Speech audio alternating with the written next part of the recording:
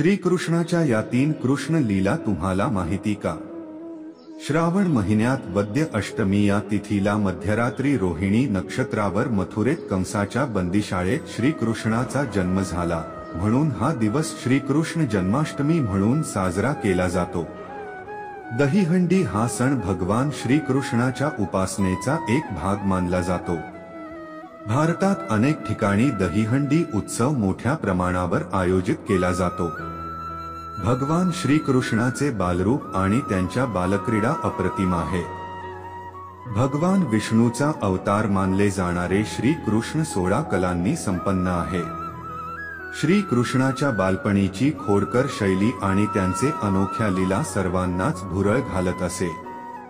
चला तर मग या माखनचोर असलेल्या भगवान श्रीकृष्णाच्या आयुष्यातील 3 वेगवेगळ्या लीलाविषयी सविस्तर माहिती जाणून घेऊ या कारागृहातील लीला।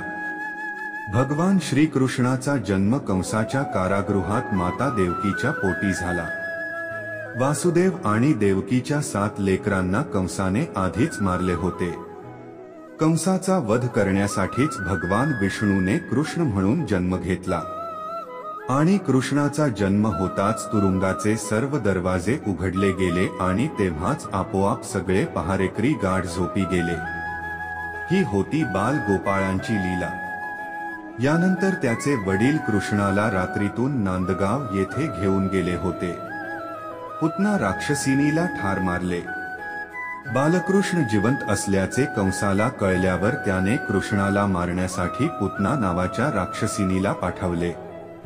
पुतना वेश धारण करून कान्हाला तिच्या वक्षस्थळावर विष लावून दूध देऊ लागली, पण बाल गोपाळांचा महिमा इतका विलक्षण आहे की तिने पुतनाचे खरे रूप ओळखले आणि बालकृष्णाने पुतनाचा जीव घेतला। अशा प्रकारे कान्हाने पुतना राक्षसिनीला ठार मारले। त्यावेळी बालकृष्णाच्या या लीला पाहून अनेक जण थक्क झाले होते। आता बघूया कालिया नाग कथा। जेव्हा बालकृष्णाच्या बालक्रीडेत करमणुकीचा उल्लेख येतो तेव्हा कालिया नागाचे नाव नक्की घेतले जाते। कंसाने भगवान श्रीकृष्णाला मारण्यासाठी खूप प्रयत्न केले होते। पुढे अचानक कालिया नागाने यमुना नदीत तळ ठोकला आणि कालिया नागाच्या विषामुळे यमुना नदीचे सगळे पाणी काळे झाले होते।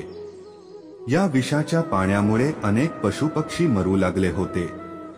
कृष्ण एकदा नदीच्या काठावर आपल्या मित्रांसोबत चेंडू फळी खेळत असताना अचानक चेंडू बालकृष्णाकडून यमुनेत गेला आणि सहजरित्या कृष्णाने चेंडू आणण्यासाठी नदीत उडी मारली। कृष्णाने उडी मारताच क्षणी कालिया नाग खवळला।